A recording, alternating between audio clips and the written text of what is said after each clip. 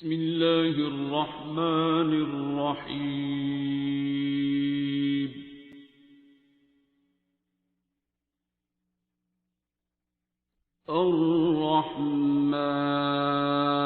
Thank you so much for coming. तो सबसे पहले जैसे कि हम जानते हैं कि आज की जो हमारी सीरीज़ है वो 40 से 50 है, 20 से 30 हम डिस्कस कर चुके, 30 से 40 भी हम डिस्कस कर चुके, और इसमें बहुत सारे डिफरेंट क्वेश्चंस भी आपके लिए आए हुए हैं जो हम इंशाल्लाह इस पॉडकास्ट में शामिल करेंगे।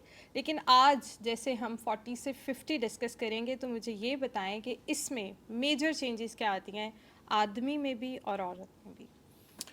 अस्सलातु वस्सलामु अलैका या रसूलल्लाह वला आलिका वसहाबिका या हबीबल्लाह।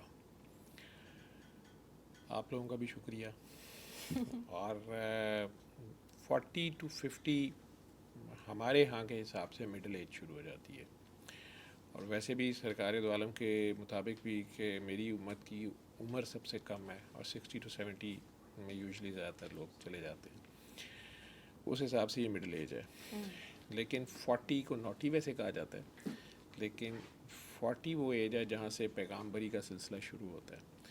आपने अपनी ज़िंदगी में मेजर जो एक्सपेरिमेंटेशंस करनी होती हैं वो कर चुके होते हैं। यूजुअली ज़्यादातर मेजॉरिटी शादियाँ भी हो गई, बच्चे भी हो गए, कैरियर बिज़नेस जो भी अपनाना था उसमें से आप एक सर्टन लेवल पे पहुंच चुके होते हैं।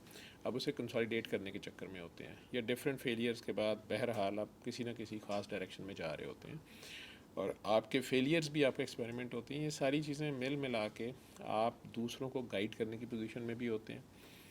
आपको मुदब्बर या बड़ा समझा जाना शुरू हो जाता है, और आपकी बॉडी भी आपको बताना शुरू करती है कि पहले वाली गल नहीं रही।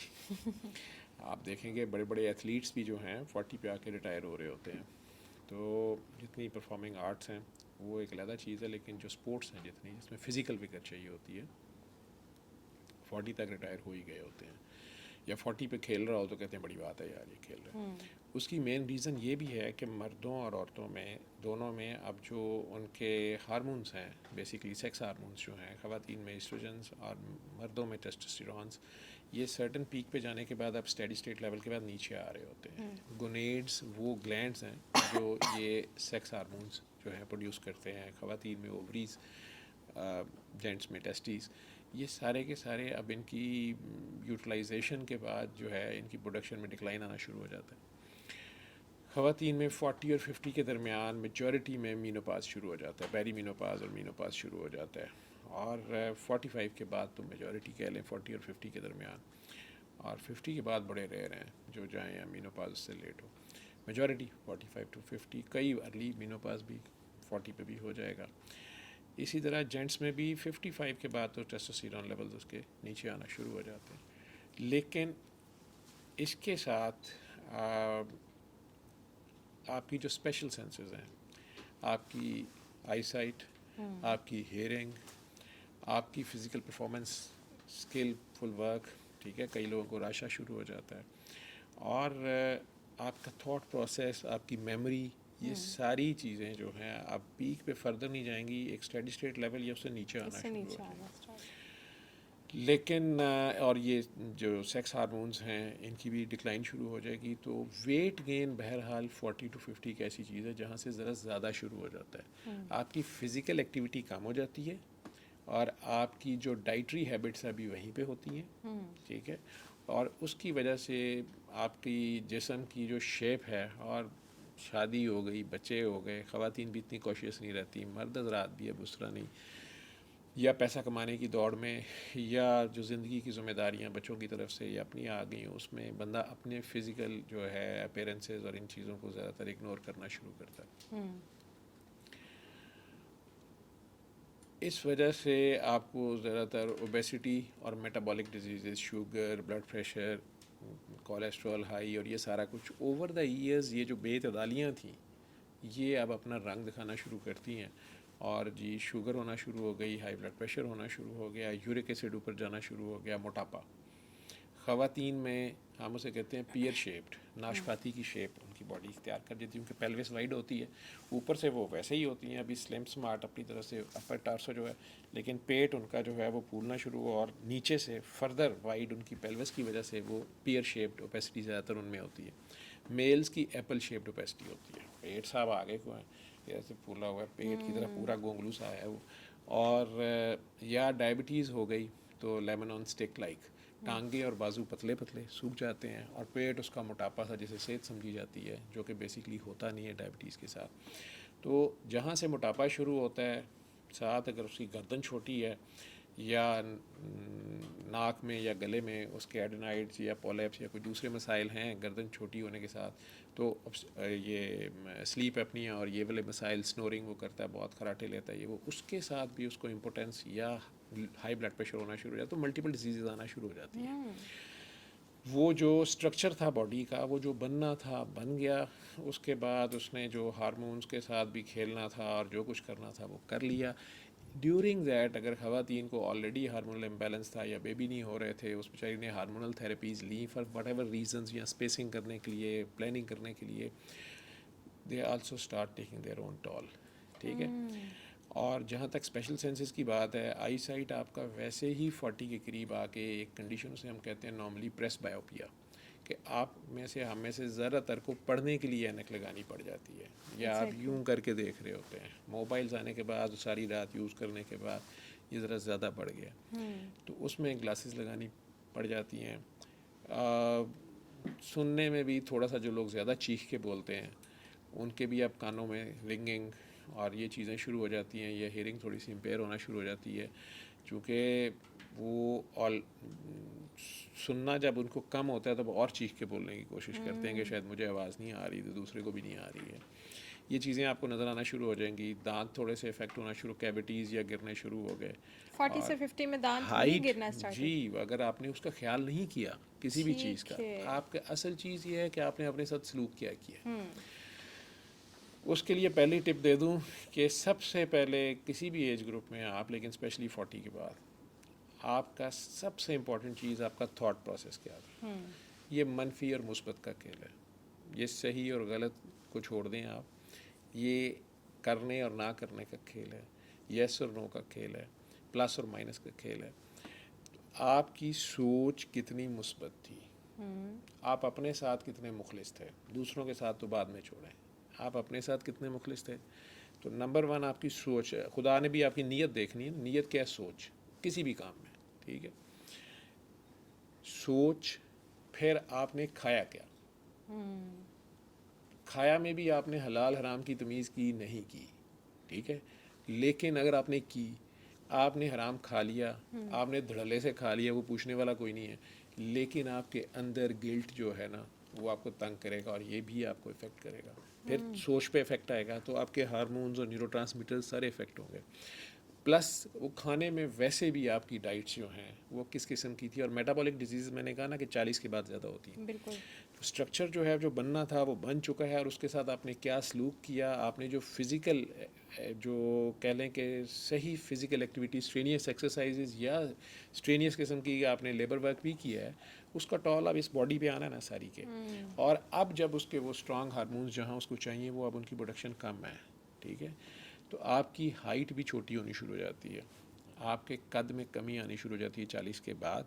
ठीक है, 10 सालों में 40 to 50 के दरमियान आपका मिनिमम 1 सेंटीमीटर, अगर आपने ख्याल नहीं किया अपने पोस्चर का, अपने खाने पीने का, अपनी एक्सरसाइज का, अपने आराम का। तो 4 चीज़ें जो मैं कह रहा था, नंबर 1 आपका थॉट प्रोसेस, नंबर 2 आपने खाया पिया क्या, नंबर 3 आपने फिज़िकली एक्टिव आप किस किस्म के थे। ठीक है, एक्सरसाइजेस वगैरह की या नहीं की? एक्सरसाइज भी, और एक है कि आपने सारा दिन सड़क के ऊपर कुदाल चढ़ाई है, आपने बड़ी मेहनत की है, लेकिन वो आपने टेंशन में की है कि या आपने वैसे काम ख़वातीन सारा दिन घर में ऊपर नीचे सीढ़ियाँ ये वो किचन में उधर उधर भाग दौड़ या किसी भी काम में लगी, ये नहीं, उसने वो जो रिलैक्स हालत में अपने आप को टाइम दिया है, या चाहे वॉक ही की है, चाहे कोई एक्सरसाइज की है, वो अपने लिए कर रहा है, जो सिर्फ उसने अपने लिए किया, और अपनी उसका मकसद है फिज़िकली एक्टिव होना। ठीक है, या स्ट्रेंथ पकड़ना, तो उसमें उसकी बॉडी उस तरह उसको हेल्प आउट करेगी। प्लस एक और इम्पॉर्टेंट चीज़ जिसको बहुत मिस किया और अब तो वो बहुत कम होती जा रही है, एक्सरसाइज पे तो बड़ा ज़ोर है, वो है आराम, नींद। ठीक है, नींद में जो रात की नींद है वो बहुत इम्पॉर्टेंट है, कम से कम 6 घंटे जो है वो आपको रात 9 बजे या 10 बजे से लेके और सुबह 4-5 बजे तक की नींद बहुत ज़रूरी है। सर इधर तो बहुत सारे लोग हैं, अक्सर हमारे एक्टर्स देखें, अगर आप सलमान खान शाहरुख खान की अक्सर कोई आपने मोटिवेशनल स्पीचेस सुनी हो तो वो दोनों ये कहते हैं कि हम सोते नहीं थे, हम अगर सोते तो आज हम यहाँ पे ना होते जहाँ पे आज हम हैं। ठीक है, तो हमारा अगर आप कहें कि आप दुनिया में सोने के लिए पैदा हुए हैं तो सोना बुखार ये सब चीज़ें कुछ भी नहीं है, हार्ड वर्क और हार्ड वर्क। तो डोंट यू थिंक कि ये 40 तक इंसान में अभी भी इतनी कैपेबिलिटी होती है कि वो खुद को एक्टिव रख सके, वो जितनी मेहनत करना चाहता है वो कर ले ताकि वो अपनी ओल्ड एज आराम से गुजार सके? आपके ख्याल में शाहरुख खान और सलमान खान अगर सच सच अपने सीक्रेट बता देंगे तो वो अभी तक जहाँ खड़े हैं वहीं पे रहेंगे, दूसरे नहीं आ जाएंगे? आप इस तरह करें, 10 दिन ना बिल्कुल ना सोएं, तो आपके चेहरे पे जो रिंकल्स आएंगे उन्हें फिर हटा के शाहरुख खान साहब से कि ज़रा ये ख़त्म करवा दें। ठीक है, तो ये ठीक है। बातें ही हैं। ठीक है। नेचर को हमेशा फॉलो करें, और ठीक है। लाजमी नहीं है कि जिस रास्ते से एक बंदा पीक पे गया है आप भी वहाँ से पहुँच जाएं। हर इंसान के साथ अल्लाह का अपना ताल्लुक़ है, ठीक है, और हर इंसान को अल्लाह ने इतना यूनिक पैदा किया है कि कभी कॉपी कैट ना बने। कभी आप खुद इंडिविजुअल एक एंटिटी है पूरी की पूरी, ठीक है। आपको अल्लाह ने जो खुद वाहदा उला शरीक है, उसकी हर वक्त वो एक नई शान में होता है। 8 अरब इंसान है, आप कोई 2 इंसान लें जिनका फिंगरप्रिंट एक हो, ये तो फिजिकल फिंगरप्रिंट है ना, आप उनका डिजिटल फिंगरप्रिंट एक ला दें मुझे, हो ही नहीं वो सकता। नहीं होगा, डिजिटल फिंगरप्रिंट नहीं एक होगा, ठीक है। तो वैरायटी है उसकी, तो वो दूसरे को फॉलो करता रहेगा, ठीक है। तो उसमें इतने वेरिएबल्स हैं, वो कभी भी फिर उस तक नहीं पहुंच सकेगा। और अगर उसने शाहरुख खान से भी ऊपर जाना है, ठीक है, तो वो खुद अपना शाह है, उसका दूसरा रुख वो अपना देखे, ठीक है। तो वाह, वो क्या उनका बात है। कहना छोड़ें परे, वो हर इंसान जो है उसने अपने आप को देखना है कि मेरे से रब क्या चाहता है। अगर शाहरुख खान या सलमान खान के साथ ही दुनिया चलनी थी, बाकी 8 अरब इंसान जो है फारिग है। लेकिन आखिर कोई वजह है कि 8 अरब इंसानों के बावजूद अल्लाह ने इकरा को भेजा। वो क्या काम है जो इकरा नहीं करना है, वो क्या काम है जो भट्ट साहब नहीं करना है, वो क्या काम है जो डॉक्टर जावेद ने करना है, वो 8 अरब इंसान मिल के नहीं कर सकते, और वो ये अकेला करेगा। तो नेचर ने उसको जिस काम के लिए पैदा किया है, वो अगर नेचर के साथ कनेक्टेड रहता है, वो अपने नेटवर्क के साथ कंपनी डिफ़ॉल्ट सेटिंग्स पे रहता है, और उसमें कंपनी की मर्ज़ी के मुताबिक वो सारा ऑपरेट करता है नेचर पे चलते हुए, उसकी डाइट उसके हिसाब से है, उसका सोना जागना उस हिसाब से है, ठीक है, तो वो डेफिनेटली ज़्यादा लास्ट करेगा। बाकी तो वो ज़िंदगी तो वो आपको भी पता है कि बहुत फिट आदमी जो है कई हैं वो 40 से भी पहले अचानक चले गए, ऐसे ही है। ठीक है। बच्चे छोटे फौत हो जाते हैं, किसी भी अचानक सडन डेथ हो जाती है, वैसे वो बिल्कुल सेहतमंद होता है, कोई पता नहीं होता, ऐसे तो ही। सडन डेथ्स भी हो जाती हैं। लेकिन ओवरऑल जो मेजॉरिटी का लॉ है उसमें आपका नींद अच्छी, आपकी एक्सरसाइज, आपकी डाइट अच्छी, बैलेंस्ड डाइट, ठीक है। गरीब बंदा भी बैलेंस डाइट कर सकता है, ये आपको मैं बता दूं। मज़दूर इतनी फ़िज़िकल एक्सरसाइज करता है, वो बेचारा कितने गोश्त खाता है या कितना करता है, लेकिन उसके बावजूद वो काम करता है ना, और सॉलिड बॉडी होती है उसकी। आप गरीबों में मोटापा बड़ा कम देखेंगे, ऐसे ही तो है। यूरिक एसिड भी बड़ा कम है उनमें, उनमें ब्लड प्रेशर भी कम है, उनमें शुगर भी कम है, ठीक है। अमीरों में ये सारा कुछ है। 10-10 साल के बच्चों ने यूरिक एसिड की गोलियां पर जेब में डाली होती हैं, दूसरे को नींद की गोलियां डाली होती हैं। मैं चूँकि अच्छा, इस लीग नींद क्लास को की डील करता गोलियों हूँ। का भी इनटेक बहुत ज़्यादा हो गया, क्योंकि बहुत सारे लोग जो हैं इस एज में स्पेशली, या तो उन्हें शायद बच्चों की टेंशन होती है, उनके करियर की टेंशनें होती हैं, लेकिन बहुत सारे लोग जो है ना वो नींद की गोली खाए बगैर सो नहीं पाते। तो वो 40 साल की एज पे आके, 40 और 50 के दरमियान आके, अगर उसको अभी तक खुद से सोना और जागना ही नहीं आया, तो वो फिर एक फेलियर तो है ना। और वो क्यों हुआ है? उसने मनमानियाँ की हैं, उसने कंपनी से हायर अप से रब्ता नहीं रखा, ठीक है। अगर उसका ताल्लुक़ अपनी नेचर से और अपनी मदर नेचर से, अपने लॉर्ड से रहता, ट्रस्ट उसका अपने अपनी एफ़र्ट के बावजूद जो फाइनल रिज़ल्ट्स हैं उन पे वो उसके सामने हम्बल रहता, तो वो डेफिनेटली उसको नींद भी आएगी। वो जितनी मर्ज़ी टेंशन में है, ठीक है, कहने वाले तो कहते हैं कि नींद सूली पे भी आ जाती है, ठीक है। जेलों में, जेल तो वर्स्ट कंडीशन है ना, जहाँ आपकी मर्ज़ी भी नहीं चल रही है, ठीक है, ना आपको खाना अपनी मर्ज़ी का, ना आराम अपनी मर्ज़ी का, ना बिस्तर आपकी मर्ज़ी का, ये सारा। उसके बावजूद टार्चर देने का बेस्ट तरीका जो है वो ये है कि कैदी को जगाया जाता है, उन्हें सोने नहीं दिया जाता। तो उसको नींद आती है तो उस बेचारे को जगाया जाता है, ठीक है। अब उसका तो वहाँ कोई वाली वारिस नहीं है, उसके बावजूद वो जेन्युइन है या ज़बरदस्ती कह दी है, वो वटेवर जो भी है, लेकिन उसको टॉर्चर देने के लिए उसको जगाया जाता है, ठीक है। तो उसको नींद आती है तो उसको जगाया जा रहा है ना, ठीक। और उसका वहाँ पे फिर कौन होता है उस वक्त, उसका सिर्फ रब होता है। वो जब रब से जुड़ता है तो नींद उसको आती ही आती है। आप बहुत अपने घर की जिम्मेदारी लेते हो, जब आप सोने लगते हैं तो आप रब के सुपुर्द करके ही सोते हैं, आपको तो पता नहीं होता सुबह उठना है कि नहीं उठना, ठीक है। तो अगर आप इतना सा भी उस पर ट्रस्ट करें तो फिर आपको नींद आ जाती है, आपका ध्यान उसकी तरफ जाता है, जो ही आप उस पर एतबार करते हैं, उसको मानना असल में उस पर एतबार करना है, तो उस पर आप एतबार करते हैं तो फिर आराम से सुकून तारी हो जाता है। ठीक है। तो जिन लोगों को इस स्टेज में वो इंसोम्निया हो जाता है, वो सोते ही नहीं है पूरी पूरी रात, इवन मेरी पुप्पू है वो पूरी रात नहीं सो पाती, लेकिन जैसे ही सुबह के 8-9 बजते हैं उन्हें नींद आ जाती है, उनका इंटरनल क्लॉक ख़राब हो गया होता है ना, क्योंकि वो काफ़ी सालों से उनकी ये रूटीन चल रही है, वो रात में इंटरनल नहीं क्लॉक सो ख़राब हो पाते। गया होता है, या हो सकता है वो भी अपनी जगह पे शाहरुख खान, सलमान खान हो, आपकी फूफो, ठीक है ना, या वो अपनी मतलब वो मधु बालाजी बनना चाहती हो, सारी रात मेहनत करती हो, तो फिर सुबह थक के बंदे ने मेहनत सोना है नहीं ना। करती, लेकिन उनसे सोया नहीं नहीं, जाता। कुछ ड्यूटी के लोग होते हैं, अल्लाह के बंदे जो हैं वो भी रात जागते हैं, जो अल्लाह के बंदे होते हैं वो भी रातों को जागते हैं, और थोड़ी देर सोते हैं, वो सोते बहुत थोड़ी, लेकिन वो फिर स्पिरिचुअल साइड पे चला जाएगा, वो एक अलग चीज़ है, ठीक है, जिसे पावर नैप कहते हैं। कई कुछ लोग इतने स्ट्रांग होते हैं, विल पावर भी, और उनकी अपने साथ इतना अच्छा रब्ता होता है कि वो अपने आप को कमांड दे के सोते हैं कि यार मैं सिर्फ घंटा सोना है और मैंने उठना है, और घंटे बाद बगैर किसी अलार्म के भी उठ जाते हैं और बड़े फ्रेश उठते हैं। वो एक अलग चीज़ है कि आपने अपनी बॉडी प्रोग्राम कैसे की है, और आपका उसके साथ कितना तालमेल है, कोऑर्डिनेशन है, और कितने रिदम में आप, वो डिपेंड करेगा। ठीक है, आपने मेनोपॉज की बात की, तो इसके बारे में थोड़ा सा बताइएगा कि ये किस एज में प्रॉपर स्टार्ट होता है, और पेरी मेनोपॉज और मेनोपॉज में क्या डिफरेंशिएशन है?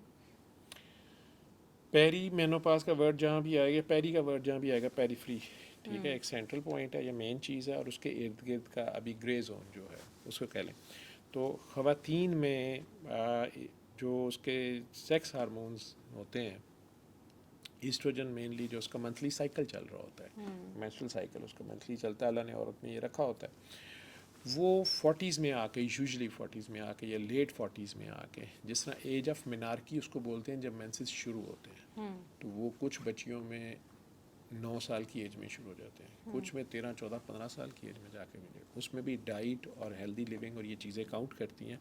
फिर मुख्तलिफ रेसेस में डिफरेंट है, ये भी डिफरेंट है। फिर एनवायरमेंटल फैक्टर्स भी हैं, मुख्तलिफ कंट्रीज़ में इसकी डिफरेंट है age of menarche. Similarly age of जो मेनोपाज है वो भी थोड़ी वेरी कर जाती है, कुछ ख़वातीन में उसे अर्ली मेनोपाज कह देंगे, इवन 40 पे या 40 और 45 के दरमियान में मेनोपाज हो जाता है, कुछ में 45 और 50 के दरमियान जाके होता है कि उनके मेंसेस आने बिल्कुल बंद हो जाते हैं, लेकिन ये सडन बंद नहीं होते उसकी कोई रीज़न हो सकती है, डिफरेंट रीज़न होती हैं, लेकिन ये हो जाता है कि वो शुरू में थोड़े इरेगुलर हो गए, कम हो गए। हार्ट फ्लैशेस का लफ्ज़ बहुत ज़्यादा बोला जाता है कि एकदम से जैसे में गर्मी निकलना शुरू होगी, एकदम से लगा कि जैसे मुझे कोई एलर्जी होगी है, जिसमें खारिश हो रही है, या एकदम चेहरा रेड हो गया है, लगता है बुखार चढ़ गया है नहीं है, हार्ट बीटिंग एकदम तेज़ हो गई, कभी एकदम से ब्लड प्रेशर शूट कर गया, गुस्सा आ गया, मूड स्विंग्स आ रहे हैं, ये मेनोपाज होने से पहले कुछ ख़वातीन में 6 महीने, कुछ में साल, कुछ में 2 साल भी ये पीरियड सिम्टम्स चलता रहते है। हैं। तो आहिस्ता आहिस्ता वो जो ईस्ट्रोजन और प्रोजेस्टेरॉन का इम्बैलेंस क्रिएट हो रहा होता है, वो बैलेंस में रहती नहीं है, ठीक है, उसकी वजह से ये खराबी, ये से खराबी तो नहीं है, this is not a disease, ये नेचुरल प्रोसेस है, या यूँ भी कह लें कि मशीनरी रुकते रुकते रुकते रुकते रुकते भी थोड़ा टाइम ले लेती है, वो वाले ऑर्गन्स जो हैं वो आहिस्ता आहिस्ता उनका वो काम ख़त्म हो रहा होता है, और बाकी ऑर्गन्स जो हैं वो कुछ ना कुछ, जिनको आदत पड़ी होती है, वो कई बार फौरी वो रिस्पॉन्स उसका नहीं देते, ठीक है, उस डेफिशिएंसी को कंपनसेट नहीं कर रहे होते, या डिफरेंट उसके बॉडी के अपने जो रिएक्शंस आ रहे होते हैं, या इंसान को समझ आते भी थोड़ी देर लगती है। फिर इसमें उसके एक्सटर्नल एनवायरनमेंट और उसका इंटरनल एनवायरनमेंट, उसकी अपना सोच प्रोसेस और बाहर से ज़माना उसके साथ क्या सलूक कर रहा है, उसके घर वाले या उसका खामन या उसका पार्टनर या उसके बच्चे, उनकी क्या ज़िम्मेदारियाँ हैं और क्या नहीं है, ये चीज़ें भी रोल प्ले करती हैं। स्ट्रेस इसमें बड़ा रोल प्ले करती है। फिर उसकी डाइट दोबारा आ गई और फिर उसका आराम आ गया और सोच, ये 4 चीज़ें बहुत काउंट करेंगी। तो जिनकी ये चारों हेल्दी होंगी वो, उनमें ये प्रोसेस भी लेट होगा, ठीक है, वो पुरस्कून भी नज़र आएंगे, चेहरे भी फ्रेश होंगे, ठीक है। हो एक ही सूरत में सकता है, सुकून सवाए अल्लाह की किसी चीज़ में नहीं है, बेशक, ठीक है। तो बेशक। वो जितने कनेक्टेड होंगे अपने क्रिएटर से, जो बनाने वाले से, मालिक से, उतने ज़्यादा वो पुरस्कून होंगे, ठीक है। उस हिसाब से उन्हें ना खाने की इश्तहा होगी, ना सेक्स की इश्तहा होगी, ना पैसा जमा करने की इश्तहा होगी, ना ज़्यादा आराम दूसरों की कॉस्ट पे करने की होगी, ठीक है, ना ताकत जमाने की, ना रोब जमाने की होगी। एक बैलेंस्ड लाइफ होगी। जब बैलेंस्ड में जा रहा है तो उसने अपनी पीक पे भी पहुंचना है और उसने स्लो एंड स्मूथ नीचे को भी आना है, तो उसमें इतना प्रॉब्लम नहीं होगा। तो ये जितना लेट हो उतना ही अच्छा होता है फीमेल बॉडी में मेनोपॉज? डेफिनेटली लेट होने को आप ये नहीं कि जितना, अगर ज़्यादा अर्ली हो जाएगा तो उसका एजिंग प्रोसेस भी जल्दी किस शुरू हो एज जाएगा में ना। हो जाता है, मतलब मैंने कहा ज़्यादा कि अर्ली? 45 टू 50 के दरमियान हो जाता है, ठीक ठीक है। है। जब उसके हार्मोन्स की डेफिशिएंसी होगी, विजाइनल ड्राइनेस शुरू हो जाएगी, उसको उसको बार बार यूरिन की इन्फेक्शन शुरू हो जाएंगी, यूरिन कंट्रोल, उसके पेल्विक एरिया के मसल्स वीक हो गए हैं, वो ज़ोर से हंसी है तो यूरिन निकल गया, उसका कंट्रोल नहीं है, ठीक है। ख़वातीन इससे बड़ी डिस्टर्ब होती हैं, डॉक्टर्स के पास उस वक्त उन्हें आना शुरू करना होता है कि जी मैंने तो ज़ोर से खांसी की तो ये बड़ा मसला हो गया मुझे, एग्जैक्टली। ठीक है, या मुझे इंटरनल इरिटेशन या ख़ारिश बहुत ज़्यादा ही, मुझे समझ नहीं आ रही, बर्निंग हो जाती है, ये सारी चीज़ें उसे तंग कर रही होती हैं। उसमें डॉक्टर्स लोकल उसको ईस्ट्रोजन क्रीम्स एडवाइस करती हैं, लेडी डॉक्टर्स या डॉक्टर्स जिसके पास भी वो आते हैं, वो लोकली अप्लाई करने के लिए कहते हैं, चूँकि वो वैसे भी ईस्ट्रोजन की टेबलेट्स खा सकती है, लेकिन या कोई खातून इस बात पे ज़िद में आ गई हैं कि मैंने मेनोपाज अभी जल्दी नहीं होने देना या मैंने अभी भी नहीं होने देना और मैं हार्मोनल टेबलेट्स यूज़ कर लूँगी। मैं फ्रैंकली बता दूँ कि आप जब भी नेचर के अगेंस्ट जाते हैं, आप यही हार्मोन जो कभी आपके दोस्त थे, अब अगर आप उन हार्मोन्स को यूज़ करते हैं, ठीक है, तो आपको ब्रेस्ट कैंसर, ओवेरियन कैंसर, आपको यूट्राइन कैंसर बहुत ज़्यादा तेज़ी से उसका रेट बढ़ जाता ओह है। माय गॉड, यानी इस चीज़ को कंट्रोल करने के लिए भी हार्मोन्स ले लिए जाते हैं? जी बिल्कुल लिए जाते हैं। वो इसलिए कि कई बार ख़वातीन को पता नहीं होता, जब वो 15, 16, 17, 18 साल की एज में थी, उसके मेंसेस इरेगुलर थे या उसे कोई हार्मोनल इम्बैलेंस था, एग्जैक्टली। लेडी डॉक्टर्स ने उसे टेबलेट्स यूज़ कराई, या वो बर्थ स्पेसिंग कर रही थी, या उसे था कि मुझे अभी प्रेगनेंसी नहीं चाहिए, ठीक है, या लाइक बाहर के मुल्कों में विदाउट मैरिज सेक्स बहुत ज़्यादा है, उसमें वो अनवांटेड प्रेगनेंसीज़ के वर्ड यूज़ करते हैं, उसमें पिल बड़ी फ्रीक्वेंट यूज़ हो रही है जी, वो ले रही हैं कि वो उसको प्रेगनेंसी नहीं अभी चाहिए, ठीक है, सेफ सेक्स और वो सारी चीज़ें। अब ये हार्मोन्स उस वक्त उसके उसके काम आ गए, ठीक है, लेकिन ये नेचर नहीं थी, उसने नेचर को रोका, लेकिन जवानी थी, मुँह ज़ोर थी, काम चल गया। अब नेचर ही डिक्लाइन पे जा रही है और बॉडी नेचुरली उसकी बॉडी में ईस्ट्रोजन को ख़त्म कर रही है, प्रोजेस्टेरॉन अपना पॉजिटिव रोल प्ले कर रहा है और वो सारा बैलेंस है, उसमें उसने लैक ऑफ नॉलेज की वजह से या अनड्यू नॉलेज की वजह से गूगल पे बैठे क्या है जी हार्मोनल इम्बैलेंस, उसे ये पता नहीं कि ये हार्मोनल इम्बैलेंस नहीं, ये नेचुरल प्रोसेस हो रहा है, उसका मीनोपाज हो रहा है, उसने वही टेबलेट्स फिर यूज़ कर ली, कॉन्ट्रासेप्टिव्स फिर यूज़ कर ली, ठीक है। अब ये जो इम्बैलेंस वो क्रिएट कर रही है खुद, या उसकी डॉक्टर साहिबा उसको कह रही है कि नहीं आपकी स्किन के लिए अभी वो एक्टिंग करना चाहती है, वो परफॉर्मिंग आर्ट्स में है कहीं, तो वो कह रही नहीं जी नहीं मुझे, मैं तो अभी ऐसे और वैसे, वो सारा कुछ कर लें, ठीक है, लेकिन फिर कैंसर के चांसेस बहुत ज़्यादा बढ़ जाते हैं इन लोगों में, और हैं भी, और ये मेडिकली प्रूवन चीज़ें हैं कि उन लोगों में फिर या बर्थ पहले बेबी नहीं हो रहे थे, उन्होंने टेस्ट ट्यूब बेबीज़ जो आम टर्म यूज़ होती है उसके लिए बहुत ज़्यादा हार्मोनल थेरेपीज़ ट्राई की, ठीक है, वो सारे इम्बैलेंसेस क्रिएट किए, आप उस वक्त तो उसे बर्दाश्त कर गए, ये सारा हो गया, लेकिन अंदर एक दूसरा स्लो प्रोसेस शुरू हो गया और वो ज़ाहिर हो जाएगा अब यहाँ आके, ठीक है। सेक्सुअल परवर्शंस में थे, उसमें आप रॉन्ग सिग्नल्स बॉडी को दे रहे थे, उसमें भी यही नतीजे निकलेंगे लेटर ऑन जाके, तो ये बढ़ जाता है फिर। ठीक है। तो मेनोपॉज होने के बाद आपकी बॉडी पे इफ़ेक्ट क्या आता है, उसके बाद किस तरह ढलना स्टार्ट हो जाती है औरत? ख़वातीन में तो फिर वही बात आ गई कि अब उसको अगर, और प्लस सिर्फ कैंसर नहीं, ये भी मैं बता दूं, जब ये हार्मोनल थेरेपीज़ लेंगे, हार्ट डिजीज़, ठीक है, फालज बहुत ज़्यादा, उसको टांगों में क्लॉट आ गए, डीवीटीज़ हो गई, उसके साथ लंग्स में जाके फंसे, पल्मोनरी एम्बोलिज्म, सडन डेथ हो गई। ये चीज़ें बहुत ज़्यादा हैं और आजकल तो बहुत ज़्यादा हो गई हैं, क्योंकि ओवर द काउंटर हमारे मुल्क में ये चीज़ें बड़े आराम से मिल जाती हैं और गूगल पे बैठ के किसी को नॉलेज है नहीं, वो घर बैठे डॉक्टर बन जाते हैं और या खुद ही मरीज़ भी बन गए, खुद ही डॉक्टर बन गए और वो मेडिसिन खा ली और या फियर में ही खा ली कि मेरी प्रेगनेंसी हो ना जाए या ये ना हो जाए या वो ना हो जाए, और बहुत ज़्यादा या मैंने मीनोपास को रोकना है और उसे पता नहीं है कि ये काम उसने नहीं करना, या वो एक अच्छी गायनेकोलॉजिस्ट के पास जाए और उससे मशवरा करे या डॉक्टर के पास चला जाए, क्योंकि ये जितनी एलोपैथी की मेडिसिन है ये सारे केमिकल्स हैं, जहर हैं, ये पॉइजन्स हैं। आप उन्हें जब इनजुडिशियस यूज़ करेंगे, ठीक है, ये ओवर द काउंटर नहीं है, लेकिन हमारे मुल्क में कोई लॉज नहीं है, तो वो हर बंदा जहाँ से मर्जी, मेडिकल स्टोर वाला खुद ही दे रहा होता है लोगों को, ब्लड प्रेशर की दवाई खा लो जी, फलाना खा लो, तो वो जो ही इम्बेलेंस क्रिएट होगा, ब्लड क्लॉटिंग उसकी ज़्यादा होगी, तो उसकी बॉडी में कहीं भी फालज, ब्रेन में क्लॉट आ जाएगा, लेग में आ जाएगा, हार्ट अटैक हो जाएगा। ख़वातीन को वैसे नेचुरली अगर उनका बैलेंस हो तो अल्लाह ने या नेचर ने औरत को मंथली साइकिल में भी पेन होती है, प्लस उसको चाइल्ड बेयरिंग में बहुत पेन होती है। मर्द को इसके मुकाबले में, लेकिन औरत को अगर वो हार्मोनल इम्बैलेंस में नहीं जाती तो उसको हार्ट अटैक यूजली नहीं होता, उसे हाई ब्लड प्रेशर नहीं होता, इस तरह लेस लाइकली होता है, ठीक है।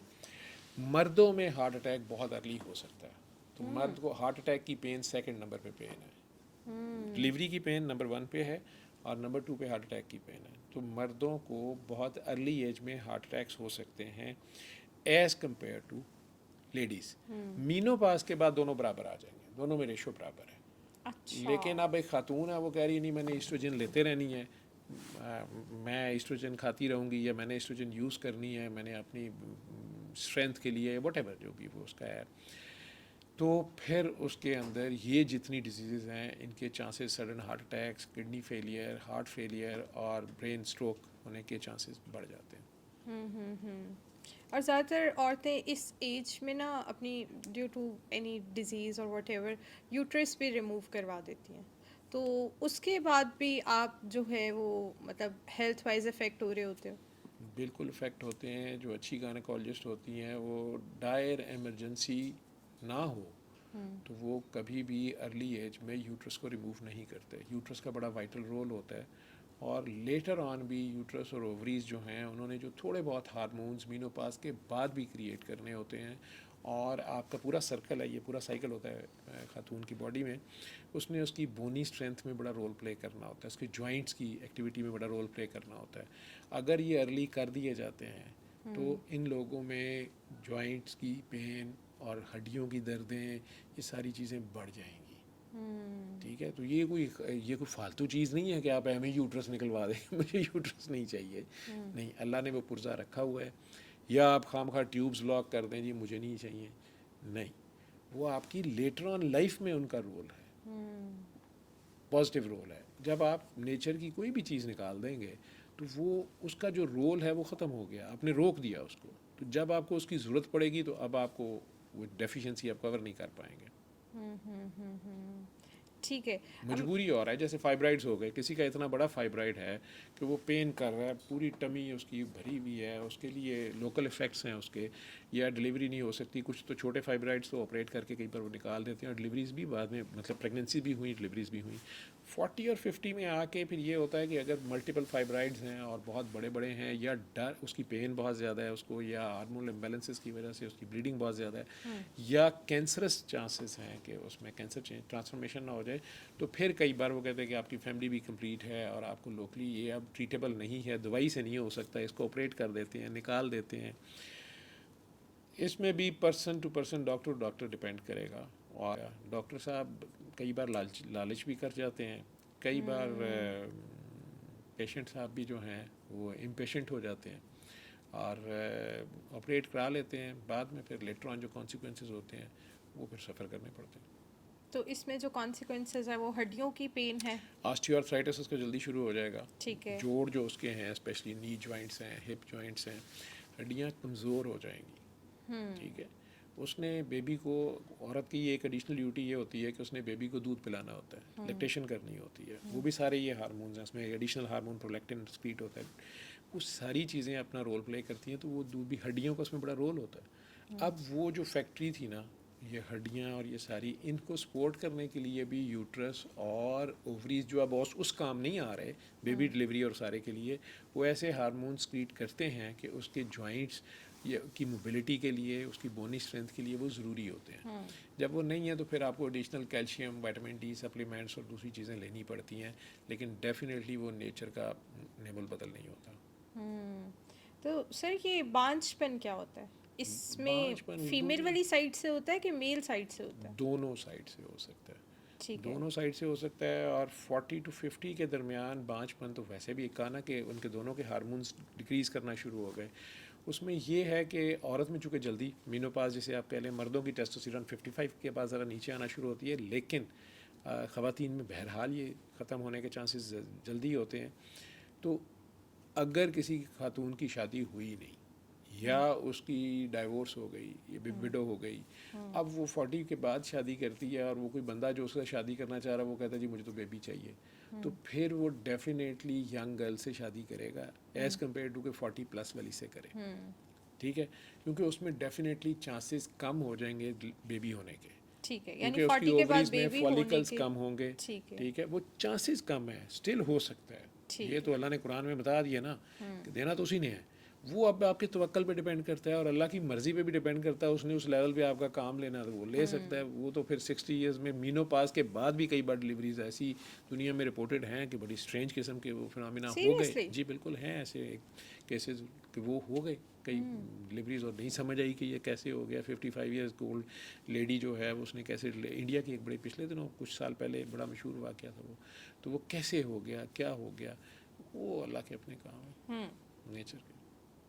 ठीक है। तो बांझपन उसे कहते हैं कि बेबी पैदा ना कर सकना, वो मर्द में भी हो सकता है, मर्द के अंदर स्पर्म्स ही नहीं है।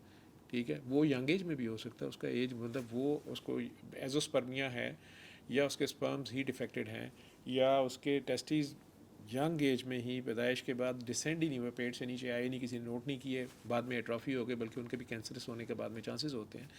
तो वो उसको पता ही नहीं है, या उसको हार्मोनल इम्बेलेंस था मेल को, या वैसे ही उसके किसी वजह से मम्प्स निकले, उसके बाद उसको, या कुछ और डिजीज़ भी होती हैं वायरल, कि उसके स्पर्म्स थे ही नहीं, उसे पता ही नहीं है। वैसे वो सेक्सुअली परफॉर्म कर रहा है लेकिन उसको पता नहीं है कि उसके स्पर्म्स नहीं है। वो फिर अगर शादी के बाद बेबी नहीं हो रहे, कई टेस्ट हुए तो पता चला जी स्पर्म्स नहीं। तो ये वो यंग एक एज अलग में चीज़ पता है। नहीं चल सकता किसी तरह? वो तो फिर ये है कि हर बंदा टेस्ट कराए, उसके ऊपर कॉस्ट कितनी लगेगी। ठीक है, और मेरा नहीं ख्याल कि अगर किसी को पता भी होगा तो वो दूसरे को बताएगा कि नहीं मेरे I am suffering from azoospermia. कुछ लोग हो सकते हैं, लेकिन ये खाम खा साइकोलॉजिकली आप सिक हो जाएंगे सारे इस तरह सोचते हुए। अगर वो कुछ तवक्कल पे चलेंगे तो ज़्यादा बेहतर। लेकिन कुछ लेडीज़ भी ऐसी होती हैं जिन्हें भी एक स्पेसिफिक एज में आके पता चलता है लेडीज़ कि में वो ज़रा इस ज़्यादा होता है। प्रोसेस में नहीं है, उन्हें मंथली पीरियड्स नहीं होते, तो जिसकी वजह से उस टाइम पे आके पता चलता है कि भाई ये मदर नहीं बन सकती कभी भी। ठीक है, तो यही एक क्वेश्चन था मेरा कि ये हमें मतलब थोड़ा सा एज से पहले नहीं पता चल सकता, या इसको किसी तरह हम ट्रीट नहीं कर सकते? नहीं, कुछ तो ऐसी सिचुएशंस होती हैं जैसे प्राइमरी ओवेरियन फेलियर है, या हार्मोनल डेफिशिएंसी टोटली है, गोनेडल फेलियर है, फ्रोज़न पेल्विस है, मल्टीपल रीजंस होती हैं। यंग एज में बच्चियों को कोई बीमारियां ऐसी होगी उसमें बिल्कुल वो बन ही नहीं सकती मदर। ठीक है, या उसका यूट्रस बना ही नहीं हुआ, उसे पता नहीं है। एग्जैक्टली ठीक है, यही चीज़ बहुत है। स्मॉल साइज्ड है, या यूँ कह लें कि PCOS आजकल बहुत है हमारे यहाँ पे, हार्मोनल इम्बैलेंसेस है, उसमें डाइट्स का भी बड़ा रोल है और लिविंग स्टाइल्स का बड़ा रोल है। तो उसमें भी वो ट्रीटेबल चीज़ें हैं, कुछ चीज़ें ट्रीटेबल हैं। और या उसकी ट्यूब्स दोनों ब्लॉक हैं किसी इन्फेक्शन की वजह से, किसी और वजह से, उसको मेंसेस रेगुलर आ रहे थे, उसे पता ही नहीं था।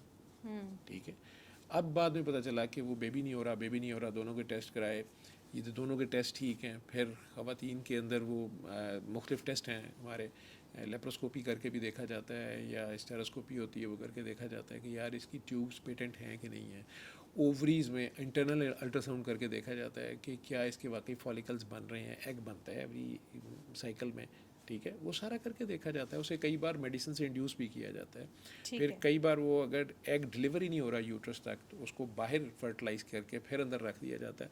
जो टेस्ट ट्यूब बेबीज़ आप जो जिसे समझते हैं, IVU और IVI के जो तरीके हैं सारे, वो सारा किया जाता है। लेकिन अगर किसी बच्ची को पता चल जाता है या मर्द को पता चल जाता है, उसके घर वालों को पता चल जाता है, ठीक है, ऑनेस्टी तो ये है कि आप रिश्ता करते हुए बताएं किसी को, ठीक है, लेकिन कितने लोग हैं, ये मेरा ख्याल है कुछ चीज़ें अगर लिहाज में कर्टसी में ही रखी जाएं तो बेहतर हैं। हाँ, डिलिबरेट चीट ना किया जाए। जैसे एक निकाह नामे के फॉर्म पे हमारे पाकिस्तान में लिखा होता है, आया लड़का कंवारा है, आया लड़की कंवारी है। अब ख़ातून से तो ये एक्सपेक्ट किया जाता है कि अगर इसकी पहले निकाह रुखसती हुई हुई थी, शादी हुई हुई थी, तो इन्होंने नहीं बताया तो ये बहुत बड़ा झूठ है और ये इन्होंने फ्रॉड कर दिया हमारे साथ, ठीक है। शादी नहीं हुई हुई थी लेकिन उससे कोई गलती हुई हुई है, आप समझती हैं कि वो बताएगी या उसके घर वालों को पता होगा? नहीं। लड़की के ऊपर तो बहुत जल्दी ये आ जाएगा। अब आ जाए लड़के पे, ठीक, लिखा तो सारों का ही जाता है कंवारा, तो कितने मर्द हैं जो ऑनेस्टी से वहाँ लिखवाएंगे कि मैं वैसे कंवारा नहीं हूँ, ठीक है। तो उसी तरह अब उन्होंने अगर टेस्ट भी करा लिए हुए हैं और उसको पता है कि उसको एजोस्पर्मिया है, तो वो ऑनेस्टी से खातून को बता देता है कि यार मेरा वैसे बेबी नहीं हो सकता, लेकिन मुझे इरेक्टाइल डिसफंक्शन नहीं है, मैं सेक्सुअली परफॉर्म कर सकता हूँ लेकिन मैं बेबी नहीं हो सकता। या वो खातून कहती है कि मैं सेक्सुअली पूरा परफॉर्म कर सकती हूँ लेकिन मेरी ओवरीज फॉलिकल्स नहीं बनाती हैं, या ट्यूब्स ब्लॉक है मेरी, ये अगर वो प्यार में आपस में यार वो कहते हैं खैर है हम अडॉप्ट कर लेंगे, बाहर के मुल्कों में वैसे ही नहीं ख़वातीन बेबी पैदा करना चाहती हैं, मर्द हज़रात भी मुख्तलिफ से जिस साइड पे भी इंसान चल पड़ा है तो वो अडॉप्शन और ये सारा कुछ चल रहा है। लेकिन पता पहले करवा के फिर आप पे ये लाजम इखलाकी बाइंडिंग ज़रूर बन जाती है कि फिर ज़रूर आप अगले को बताएं कि मेरे ये खामी है। एग्जैक्टली, बिल्कुल ऐसे। लेकिन आप कितने टेस्ट कराएंगे? यही तो प्रॉब्लम है। बहुत सी बीमारी हैं जो अभी भी नहीं हमें पता और नई निकल रही हैं, या मुख्तलिफ नई चीज़ें आ रही हैं हमारी अपनी हरकतों की वजह से, तो वो कितने आप बताएंगे किसी को? बेहतर है अल्लाह तवक्कल चलता है। बिल्कुल ठीक है सर। वेट गेन हो जाता है 40 से 50 में, आप बहुत ज़्यादा मोटापे की तरफ जाना स्टार्ट हो जाते हैं, तो इसकी क्या रीज़न होती है? इसकी मेन रीज़न मर्दों में तो आपने देखा होगा कि शादी के बाद कुछ मर्द हज़रात बड़ी तेज़ी से वेट गेन करते हैं, ठीक है, बल्कि आप उसे साल बाद देर पर तो आप पूछ लेते हैं उसकी एकदम चेंज में कि यार तो शादी हो गई है, ठीक है। उसकी रीज़न यही होती है कि वो एक हेल्दी लिविंग स्टाइल उनका पहले होता है, अब शादी के बाद उनकी टेस्टोस्टेरोन लेवल्स जो परफॉर्म कर रहे होते हैं तो वो बढ़ते हैं तो मेटाबॉलिज्म बढ़ता है, रिक्वायरमेंट्स बढ़ती हैं, कैलोरीज प्रोडक्शन बढ़ती है, तो वो वेट गेन करते हैं। 40 के बाद ये है कि आपकी फ़िज़िकल एक्टिविटी कम हो जाती है, आप इस्टेब्लिश हो गए, दफ्तर में बैठने का काम शुरू हो गए, एक्सरसाइज छोड़ दी, ग्राउंड में जाना छोड़ दिया, खेलना भागना दौड़ना छोड़ दिया, खाना पीना वैसे ही चल रहा है, प्लस वो खाना पीना भी फास्ट फूड पे आ गया, बिंज डाइट पे आ गया, तो उसकी वजह से मेन रीजंस ये हैं, ठीक है। और आराम आपका फिर वही आ गया कि आप सो रहे हैं 6 घंटे लेकिन कहीं वो दोपहर को सो रहे हैं, रात को नहीं पूरे कर रहे, कुछ और नहीं कर रहे, तो काउच पोटैटो बनते जाएंगे। अब आप एग्जेक्टिव सीट पे चले गए हैं, आप सारा दिन बैठ के ऑर्डर जारी कर रहे हैं, अब आप लिफ्टों में कर रहे हैं, आप सीढ़ियाँ छोड़ दिया आपने, बिल्कुल ऐसे। ठीक है। आपके जॉइंट्स के लिए ज़रूरी भी है कि बहुत ज़्यादा आप ना जाएं उस साइड पे अब इस एज में, लेकिन बहरहाल इन सारी चीज़ मल्टी फैक्टोरियल है, तो उसकी वजह से आपकी जो डाइटरी हैबिट्स हैं, आपका लिविंग स्टाइल है, और इस एज में आके आप फिज़िकल एक्टिविटी कम करते जाते हैं, खाते जाते हैं, तो ओबेसिटी आप में बढ़नी शुरू हो जाती है।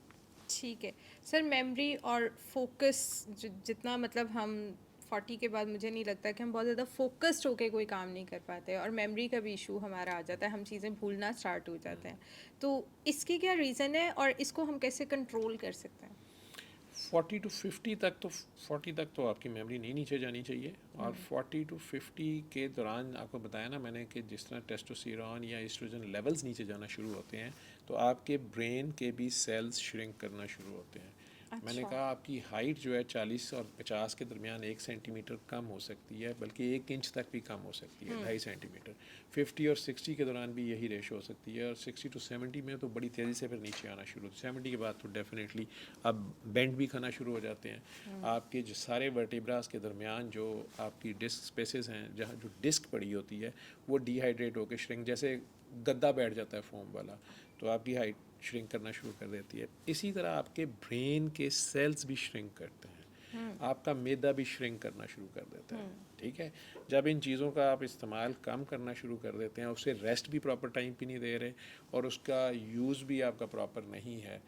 ठीक है, पहले आप पढ़ते थे, आप एफ़र्ट करते थे, याद करने की कोशिश करते थे, मेमोराइज़ करते थे, आपकी स्टडीज़ थी, आप कोई मुश्किल किस्म के टास्क लेते थे, उनके लिए आपकी अपनी विल पावर भी स्टार्ट होती थी। अब आपको ये है कि मैंने जो कमाना है कमा लिया, मेरी बिज़नेस एम्पायर खड़ी हो गई है, जॉब एक इस्टेब्लिश हो गई है, ग्रेड्स अब बढ़ना शुरू हो गए हैं, तरक्कियाँ होनी होनी है, कुछ भी आप फॉर ग्रांटेड जब ले लेते हैं, तो जब उस चीज़ का इस्तेमाल कम करना शुरू कर देते हैं, इनोवेशन छोड़ देते हैं, तो डिसयूज़ एट्रॉफी का भी हम वर्ड बोलते हैं, और साथ एजिंग प्रोसेस भी शुरू हो जाता है। तो उसकी वजह से आपका ऊपर से ये डिस्क में कई लोगों ने फालतू चीज़ें भरी होती हैं, जैसे आपके फ़ोन की मेमोरी में फालतू चीज़ें भरी होती हैं। आता है ना कई बार कि मेमोरी बिल्कुल खाली ऐसे, करें, अब और बिल्कुल ऐसे। मज़ीद नहीं आ सकता। ठीक है, तो वो ब्रेन के अंदर नया डाटा स्टोर नहीं हो रहा होता, प्रोसेसिंग हो रही होती है, लेकिन वो सेविंग पे नहीं जा रहा होता। उनके पीछे जो मेमोरी है वो खाली स्पेस खाली नहीं है, आपकी डिस्क स्पेस खाली नहीं है, या वो पूरे को निकालें। तो उसके लिए बेस्ट है कि आप माफ़ करें लोगों को, क्या आपने याद रखना है। ठीक है, और अपनी फ़िज़िकल एक्टिविटी और मेंटल एक्टिविटी जो है वो फ्रेश दोबारा रखें। आप अब उस तरह की स्ट्रेनियस एक्सरसाइज नहीं कर सकते जो आप 30 और 40 के दरमियान या 20 और 30 के दरमियान कर रहे थे। इसी तरह मेंटल एक्टिविटीज़ जो हैं, अब ज़रा आप पजल्स, ट्रिकी गेम्स, चेस, इन गेम्स पे आ जाएं। ठीक है, और अपनी बुक्स आपकी उस तरह की आ जाएं जिसमें थॉट प्रोसेस ज़्यादा इन्वॉल्व होना हो, तो फिर आपका ब्रेन चलता रहता है। यानी आप कह रहे हैं कि इस 40 टू 50 वाली जो एज है, इसके अंदर आप इस तरह की एक्टिविटीज़ में इन्वॉल्व हों जिससे आपका दिमाग खुले, ना कि वो बिल्कुल ही श्रिंक हो जाए। आप बिल्कुल, गेम्स इस तरह की कर लें, आप उसके पजल्स लिए कर लें, बेस्ट आप मैं वैसे एक आइडिया लोगों को दे दूं कि 40 और 50 के दरमियान आप उस जगह आ जाते हैं जहां आपने बहुत से तजर्बे सारे कर लिए होते हैं, नया तजर्बा अब आप करना भी नहीं चाहते। उस सारे तजर्बों के बाद उनकी जो कमाई है वो आप खाने या आउटकम जो है उसके चक्कर में होते हैं, और उसके साथ आप इस्टेब्लिश हो रहे होते हैं, और अपने बच्चों के लिए, अपने लव्ड वंस के लिए कुछ ना कुछ आप इकट्ठा बिल्कुल कर रहे ऐसे। होते हैं। उनके फ्यूचर प्लान्स के लिए, उनकी शादियाँ करनी है, हायर एजुकेशन हैं, वो तो सारा कर रहे होते हैं। तो अपने बच्चों के लिए अगर आप ये कर रहे हैं, और उसमें आपको अल्लाह ने अगर इतना दिया है कि आप एक नॉन रिलेटेड पर्सन, या जो आपके इमीडिएट रिलेटिव्स नहीं हैं लेकिन रिलेटिव्स हैं, उनमें से किसी की केयर कर सकते हैं, उसको अपने तजर्बे के साथ, अपने पैसे के साथ, अपने टाइम के साथ इस्टेब्लिश होने में मदद दे सकते हैं, उसके साथ शेयरिंग कर सकते हैं, उसको भी इस्टेब्लिश करने में। ठीक है, तो ये आपकी अपनी सेहत में बड़ा पॉजिटिव रोल प्ले करे। वेरी नाइस, माशाल्लाह, वेरी जो नाइस। लोग जितनी ज़्यादा चैरिटी करते हैं ना, उनके चेहरों पे रिंकल उतने कम होते हैं, ये याद रखिएगा, उनके चेहरे फ्रेश होते हैं। सर ठीक है, आपकी क्या एज है? आप भी तो इस एज में अभी तक मेरी माशाल्लाह बड़े फिट हैं। मेरी 30 ईयर्स और फ्यू मंथ्स है। ठीक है। हाँ जी। तो आप क्या इन सब चीज़ों में से आप अपनी हेल्थ को किस तरह रखते हैं कि मेंटेन रहना है मैंने? मेंटल एज जो है ना, मैंने वो अपनी कभी भी 16-17 से आगे नहीं जाने दी। अच्छा। ठीक है, ज़हनी तौर पे मैं शी जवान हूँ। वेरी ठीक है, नाइस, माशाल्लाह। तो आप बूढ़े उस वक्त होते हैं जब आपने को बूढ़ा समझना शुरू कर देते हैं। बिल्कुल सही बात है। ठीक है, तो मेरा ख्याल है मेरा इंटरेक्शन 14 साल की एज में जब मैं यतीम हुआ ना, तो मेरा अल्लाह से इंटरेक्शन और नबी पाक से इंटरेक्शन थोड़ा डिफरेंट हो गया, ज़्यादा डिपेंडेंस आ गई। ठीक है, उन पे, और अब्बा जी बीच में से निकल गए जो पहले बहुत ज़्यादा मेरे साथ अटैच थे। हम 5-6 बहन भाई थे, लेकिन मेरे साथ उनकी अटैचमेंट बहुत ज़्यादा थी, और मैं भी उन पर बहुत ज़्यादा डिपेंडेंट था। ठीक है, बाबाज बॉय था मैं। अब अचानक अपने पाँव पे खड़ा होना, या बिल्कुल ही स्ट्रीट स्मार्ट नहीं था, घर से कभी निकलने नहीं दिया गया था, अब अचानक ज़माने को फेस करना पड़ा, तो मेरे पास सिवाय अल्लाह और नबी कुछ नहीं बचा। मैंने आज तक वो जो मैं आज तक उनकी गोदी से नहीं उतरा, उन दोनों की। ठीक है, तो मैं अभी तक उन दोनों के सामने छोटा बेबी बना हुआ हूँ। So sweet. तो वो उस वजह से मेरी एज बड़ी भी नहीं है ज़्यादा, मतलब मुझे ज़्यादा उनके साथ हेरियाँ फेरियाँ नहीं करनी आती। मैंने उन्हें कभी ज़्यादा सजेशनें देने की कोशिश नहीं की, हर बात पे उनसे ही पूछा क्या करना है। तो मैं बेबी हूँ, माशाल्लाह, सही है। मुझे ये लेकिन बताएं लोग बाबा कहते हैं मुझे। चले अब मुझे ये बताइएगा कि 40 से 50 जो एज है, इसके अंदर हस्बैंड वाइफ के रिलेशन में भी उस तरह की पीक नहीं रहती, तो क्या इससे भी आपकी हेल्थ पे इफ़ेक्ट आता है? इंटीमेसी ऑब्वियसली काफ़ी कम हो जाती है, तो इससे भी आपकी हेल्थ पे इफ़ेक्ट आता है? देखें, जो हस्बैंड वाइफ रिलेशनशिप है ना, वो सिर्फ 5 मिनट के सेक्स का नाम नहीं है, ना घंटे के सेक्स का नाम है कि व्यागरा खा के आप एक मशीन बन जाए। ये 24 आवर्स की लिविंग है। और ठीक है, जब आप बच्चे थे या आपने फैमिली रेज करनी थी, आप वैसे जानवरों को, नेचर को देखा करें। नेचर में भी जो जानवर भी हैं या पौधे भी हैं, उनका जो भी रिप्रोडक्शन का मेथड है, या मैमल्स में अगर आ जाएं, तो जो रिप्रोडक्शन का मेथड है उसमें वो दोनों एक दूसरे के करीब जो सेक्सुअल एक्ट में आते हैं ना, वो सिर्फ एक ख़ास टाइम पे आते हैं जब उन्होंने अगली नस्ल पैदा करनी होती है। उन्होंने इसको लेयर के तौर पे नहीं रखा होता, ठीक है। हज़रत इंसान बहरहाल इसको लेयर में पहले रखता है, और अगली नस्ल के चक्करों में, तो रोकने के चक्कर में उसने बनाया ना कि बेबी तो ना हो, बेबी हम फ़िलिपाइन से ले आएंगे, बेबी हम वहाँ से अडॉप्ट कर लेंगे, फलां का ले लेंगे, बाकी काम हम करें। तो 20-30 साल की, 35-40 साल की एज तक भी ये चौंसले ठीक हैं। अगर वो हस्बैंड वाइफ हैं, वो दो पार्टनर हैं, वो दो इंसान हैं, वो दो दोस्त हैं। अल्लाह कह रहा है मैंने इन्हें एक दूसरे का बॉयफ्रेंड गर्लफ्रेंड बनाया, अल्लाह खुद ये कह रहा है, ठीक है। मैंने इनका दोस्त हैं दोनों। अब ये अगर दो अच्छे दोस्त हैं, तो यही काम तो नहीं रह गया, हाँ, वेरी ठीक ट्रू, है। Very true. असल चीज़ है यहाँ से, तो उनके दिल अगर मिल गए हैं और वो दोनों एक रेसिप्रोकेट कर रहे हैं, एक दूसरे को यूनिसन में मूव करते हैं, ठीक है। वो उनका एक दूसरे के साथ बिल्कुल जैसे कह लें कि साए की तरह एक दूसरे के साथ है। चाहे वो दुनिया के एक दूसरे कोने में मूव कर रहा है, वो उधर कर रहा है, उनकी आपस में इतनी हारमनी और इतनी अंडरस्टैंडिंग होनी चाहिए कि उसे पता हो कि इस सिचुएशन में वो क्या करेगा, या मैं क्या करूँगी, या मैंने क्या करना है, या उसने क्या करना है, ठीक है। और छोटी मोटी या बड़ी गलती एक दूसरे से हो भी जाए तो फिर भी एक दूसरे को अकोमोडेट, दोस्त यही होते हैं ना, बेस्ट फ्रेंड्स हों, ठीक। तो ये तो वो जगह आ जाती है 40 और 50 जहाँ पे वो एक अच्छी टीम बन चुके होते हैं और कंसोलिडेट कर रहे होते हैं जो उन्होंने जैसे कह लें कि एक छोटा सा घर या घोंसला या फैमिली रेज कर रहे हैं, उसको अब वो आगे ला रहे होते हैं ना, कि उनके अपने ही मज़े और चौंसले नहीं ख़त्म हो रहे। हनीमून पीरियड वो वाला तो गुजर गया, लेकिन अब वो दो रिस्पॉन्सिबल सिटीजन्स भी हैं, और उन्होंने अब माशरे को भी, सोसाइटी को भी पे बैक करना है, और जो आगे बच्चे जिन्हें वो ला रहे हैं अच्छे सिटीजन्स भी बनाना है, अच्छे इंसान भी बनाना है, उनके सामने ख़ुद सबसे बड़ी एग्ज़ाम्पल बन के खड़े होना है। और मैं तो कहूँगा कि अगर वो बहुत ज़्यादा कमा लेते हैं और अपने बच्चों के लिए उन्होंने एक हैंडसम अमाउंट या एक अच्छी स्टैंडर्ड लिविंग के लिए कर लिया है, तो उन्हें दूसरों को इस्टेब्लिश करने का भी काम दोनों एज ए टीम कर सकते हैं। अपने नियर एंड डियर वंस को पहले देखें और खामोशी से करें।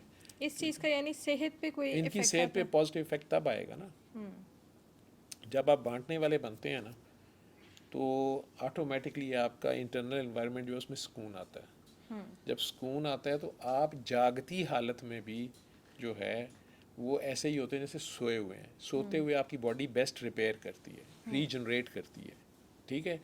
तो अगर आप जागते में भी ऐसी हालत में हैं sukoon.com पे, तो आप हेल्दी स्टेट में रहेंगे ना, वियर एंड टीयर कम होगी। जब आपने दुश्मनियाँ कम पाली हैं, आपको खौफ कम है, आपको खो देने का खौफ नहीं है, आपको गुम जाने का खौफ नहीं है, आपको कम होने का खौफ नहीं है, ठीक है, आपको फेलियर्स के खौफ नहीं है, ठीक। तो आप एक पीसफुल इन्वायरमेंट में, इस्लाम के पीस, सलामती में है। जब आप सलामती में, आप घर में अपने, आप घर की तरफ क्यों भागते हैं सारे दिन के बाद? परिंदे भी जाते हैं, सारे ही जाते हैं ना। घर वो जगह है जहाँ जाके आप बग़ैर नॉक किए घुसते हैं, और एक ऐसा कोना होता है जहाँ जाके आप आराम करते हैं, ठीक। वहाँ आराम करते हैं तो आपकी बॉडी सारे दिन की वेयर एंड टीयर के बाद उसको हील करती है, जो मैं कह रहा हूँ हेल्दी लिविंग, ठीक। उसमें साथ जो बंदा सोया हुआ है, अगर उससे भी आपको खौफ है या उसको आप पे ट्रस्ट नहीं है, ठीक है, या दोनों आपस में मेंटल लेवल पे एक दूसरे के साथ जंग में है, ठीक है, तो सुकून नहीं आएगा ना। सुकून नहीं आएगा तो ब्लड प्रेशर हाई होंगे, ठीक है। खाना सही नहीं मिलेगा, खाना खाएगा नहीं, या बाहर से खाएगा या उससे छुप के खाएगा या वो उससे छुपा के खाएगी, तो भी वही मेटाबॉलिक डिजीज़ भी साथ आना शुरू हो गई। और एक दूसरे को देख के जब प्यार ही नहीं आना तो हार्मोन किथों, हार्मोन है कि भी वो के भी गायब हो जाएंगे, ऐसे ही है। तो वो सारे के सारा इम्पैक्ट फेस पे भी आएगा, बॉडी पे भी आएगा, ठीक है। उसकी बजाय अगर आप माँ की गोद में आप सेफ फील करते हैं, छोटा सा बच्चा भी करता है ना, ठीक है, जो 4 दिन का है, 2 दिन का, 6 दिन का, उसको पता कोई नहीं है ये कौन है मेरी, लेकिन वो किसी और की गोद में चुप नहीं कर रहा था, माँ की गोद में चुप कर जाता। उसको केयर प्रोटेक्शन मिलती है ना माँ के लिए, उसके लिए, माँ के भी उसके लिए हार्मोन उस तरह स्क्रीट होते हैं, बॉडी उस तरह रिएक्ट कर रही होती है, उसका उसके ऑरा को, उसकी वाइब्स को, ठीक है, वो फील कर रहा होता है ना। तो दोनों मियाँ बीवी भी एक दूसरे की वाइब्स को अगर फील कर रहे हैं दुनिया के दूसरे कोने में बैठे हुए भी, ठीक है, अगर जो उनका माँ और बाप वाला बेटे वाला रिलेशनशिप नहीं होता, लेकिन ट्रू फ्रेंड्स वाला होता है, दोस्त वाला होता है, तो वो अगर दोस्त हैं तो उनके बाकी इंटरनल इन्वायरमेंट और एक्सटर्नल इन्वायरमेंट दोनों अगर हार्मनी में हैं तो उनका एजिंग प्रोसेस भी कम होगा। वो टीनेजर ही होंगे लेकिन बड़े मैच्योर टीनेजर होंगे। ठीक है। और हाई ब्लड प्रेशर और डायबिटीज़ बहुत कॉमन है इस एज में। मुझे लगता है हर 10 में से 9 लोग तो इन दोनों में से किसी एक बीमारी से गुजर ही रहे होते हैं। तो इसको किस तरह कंट्रोल किया जाए ताकि डायबिटीज़ से तो बहुत ज़्यादा हमारे और इंटरनल सिस्टम बहुत ज़्यादा ख़राब हो जाते हैं, तो इसको कैसे कंट्रोल कर सकते हैं? अगेन फिर वही कि आपकी खुराक, आपकी डाइट, स्पेशली जो टाइप 2 डायबिटीज़ है इस एज में ज़्यादा बढ़ती है, और उसमें वेट गेन जो है वो अनहेल्दी वेट गेन, जिसे ओबेसिटी हम कहते हैं, वो है कि आपने खाया ज़्यादा, कंज्यूम कम किया, वो स्टोर हो गया फैट्स की सूरत में, इंसुलिन के लिए काम करना मुश्किल हो गया, इंसुलिन बॉडी में बन ज़्यादा रही है क्योंकि आप खा पी रहे हैं, लेकिन यूज़ कम हो रही है किसी वजह से, तो आपके बॉडी में मोटापा आना शुरू होगा, फैट्स बननी शुरू हो जाएंगी, ठीक है। अब जब ये चीज़ें बननी शुरू हो जाएंगी तो खून की नालियाँ जो हैं वो भी इफेक्ट होना शुरू हो जाएंगी, थिक होना शुरू हो जाएंगी, और उससे प्रेशर्स हार्ट के ऊपर लोड बढ़ना शुरू हो जाएगा, ठीक है।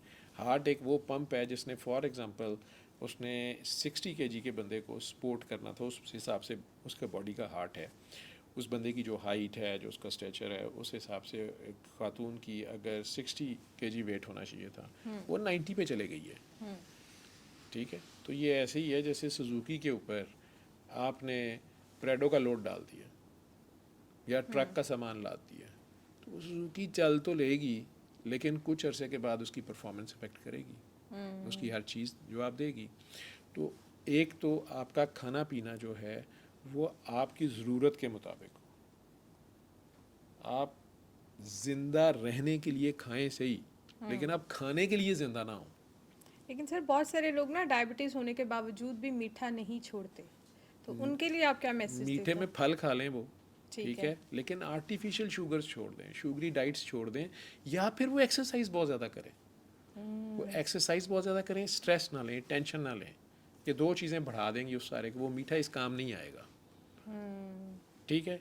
वो स्टोर हो जाएगा फैट्स की सूरत में, इंसुलिन यूज़ नहीं होगी अगर किसी वजह से, उसके मोटापे की वजह से या डिफरेंट रीजंस की वजह से, तो वो अजीबो गरीब कहने को उसने वेट गेन किया, जो कभी वो जिम में वेट गेन करना चाहता था, वो मसल वेट गेन करना चाहता था, वो लीन बॉडी मैस बढ़ाना चाह रहा था, प्रोटीन्स की डाइट उसकी होनी चाहिए थी और प्रोटीन्स बनाना चाह रहा था। अब क्या है, वो 40 और 50 के दरमियान में ना तो उसकी एक्सरसाइज वो है, ना उसकी फिजिकल एक्टिविटी है, वो घर से गाड़ी में निकलता है, दफ्तर तक गाड़ी में जाता है। 10 साल पहले वो पैदल जाता था, कम से कम बस स्टॉप तक जाता था, ठीक है। बस में भी कई बार खड़ा होकर ही जाता था, कभी बैठने की जगह मिलती थी, कभी नहीं मिलती थी। अब वो गाड़ी में बड़ा बैठ के जा रहा है, ड्राइव भी खुद नहीं कर रहा, ठीक है, ड्राइवर रख लिया है, और वहाँ भी दफ्तर में उतरे, लिफ्ट से वो कुर्सी तक पहुँचे, सारा दिन कुर्सी पे बैठे रहे, वहाँ भी हर 2-4 घंटे बाद चाय, कॉफ़ी, सैंडविच और इस तरह की चीज़ें, फ़ास्ट फूड्स लेता रहा, जितने ग्राहक आए या कस्टमर्स आए या पब्लिक डीलिंग जो भी उसकी है उसमें वो यही चीज़ें यूज़ करता रहा। फिर वहाँ से उठा, फिर गाड़ी में बैठा और फिर घर आ गया, ठीक है। उसने चला ही नहीं है, उसकी बजाय अगर वो चले 10,000 कदम रोज़ के, आजकल मोबाइलों में ये ऐप्स हैं कि आप कितने कदम चले हैं, वो ही आराम से घर में ही चक्कर लगा लेता है, ठीक है। छत पे लगा लेता है, बाहर लगा लेता है, कहीं सड़क पे लगा लेता है, अपने आप को टाइम देता है। उसे कुछ स्ट्रेस नहीं है कि मैंने वहाँ पहुँचना है, टाइम नहीं है, ये है वो नहीं। तो वो चीज़ फिर भी कंज्यूम हो जाएगी जो उसने वो मीठे शीठे खाए हैं, लेकिन वो खाई भी जा रहा है नान और बेकरियाँ लेकिन सर हमारे और बुजुर्गों यूज़ को नहीं कर रहा। टेंशन लेने की भी तो बड़ी आदत है ना, ज़रा सा बच्चे को कुछ हुआ, ज़रा सा पोते को कुछ हुआ, उन्होंने बहुत ज़्यादा अपने ऊपर हावी कर लिया। अब उनको जब हम बच्चे समझाते भी हैं कि भई आपको शुगर है, खुदारा ऐसे मत करें, अपने साथ जुल्म ना करें, लेकिन वो इस चीज़ को सीरियस नहीं लेते, तो उनको आप क्या पैगाम वो देंगे? टेंशन क्यों लेता है बंदा जब उसका अल्लाह पे तवक्कल नहीं होता। अल्लाह से दूरी का नाम टेंशन है, अल्लाह को ना मानने का नाम टेंशन है, अल्लाह पे तवक्कल की कमी का नाम टेंशन है, ठीक है। अपनी मैं और कर सकने की ताकत और अपनी मर्ज़ी के रिज़ल्ट्स लेने की शदीद अर्ज, अनड्यू अर्ज का नाम टेंशन है, ठीक है। प्यार होना किसी से, उसकी पेन को फील करना, उसको कोई नुकसान ना हो जाए, बच्चे को चोट ना लग जाए, ये सारी नेचुरल प्रोसेसेस हैं। लेकिन उसके अंदर उसको साथ ये भी अगर पता है कि मेरे से भी ज़्यादा कोई 70 माओं से भी मेरे से भी ज़्यादा कोई प्यार करता है और वो मेरे से ज़्यादा अच्छा ख्याल रख सकता है, ठीक है, तो वो अपने हिस्से का रोल प्ले कर ले। लाइक अ नर्स जो पेशेंट का ख्याल करती है, लेकिन उसे उठा के घर नहीं ले जाती कि ये मेरा ही पेशेंट है, उस पर कब्ज़ा नहीं जमा लेती, ठीक है ना। उसी तरह माँ या बाप या बुज़ुर्ग जो हैं वो अपना ड्यू रोल प्ले करें। और बच्चे भी चिढ़ते हैं, जो टीनेजर्स हैं वो कहाँ से माँ बाप की हर वक्त की विजिलेंस और रोक टोक को बर्दाश्त करते हैं, नहीं करते। ठीक है। और जब वो उन्हें खुद अल्लाह पे बिलीव करते नहीं देखते, खुद उनका अल्लाह से कनेक्शन नहीं देखते, और ये उनको लेक्चर दे रहे होते हैं नमाज पढ़ो, रोज़े रखो, फ़लाँ करो, तो उन्हें उनके लिए वो ल्यू टाल्स्टाई वाली बात कि मुझे लेक्चर दे के अपना मज़हब ना दो, मुझे अपने करैक्टर में अपना मज़हब दिखा दो, मुझे अच्छी चीज़ लगेगी तो मेरे ऑटोमेटिक मेरी भी प्रैक्टिस में मेरे लिए फ़ैशन बन जाएगा, ठीक है। जो तुम्हारे करैक्टर में मज़हब नहीं है मुझे लेक्चर से ना दो, ठीक है। तो जब माँ बाप खुद वो काम कर नहीं रहे, खुद अल्लाह पे तवक्कल है नहीं, खुद बच्चों को डरा भी रहे हैं, अपने फियर्स भी उनके सामने एक्सप्रेस कर रहे हैं, ये ना करो, वो ना करो, वो ना करो, ये ना करो, ये ना खाओ, वो ना खाओ, लेकिन घर में ला के भी हर फजूल चीज़ रखी हुई है और ख़ुद हलाल हराम का ख्याल किए बगैर पैसा भी ले आए हैं। अब वो कह रहे हैं कि ये जो आटा मैंने गूंदा है ना, जिसमें मैंने पानी की जगह शराब डाली थी, उससे जो रोटी बनी है ना, ये अब ज़रा झूमे ना, नहीं ये बेटा अब ये लंबा संबा करेगी और तुझे भी नचाएगी, ठीक है ना। ऑटोमेटिक सी बात है ना। और सर ये बीपी की वजह से फैटी लिवर का बड़ा सुना जाता है, फैटी लिवर आपका इंक्रीज़ हुआ हुआ है, कोलेस्ट्रॉल लेवल आपका बहुत ज़्यादा बढ़ जाता है, इसका कैसे हम कंट्रोल कर सकते? बीपी के जो पेशेंट्स हैं वो मेडिसिन तो ले रहे होते हैं, लेकिन इसके अलावा बहुत सारी चीज़ें और भी उन्हें मैनेज करनी पड़ती हैं, उसके बारे में क्या कहेंगे?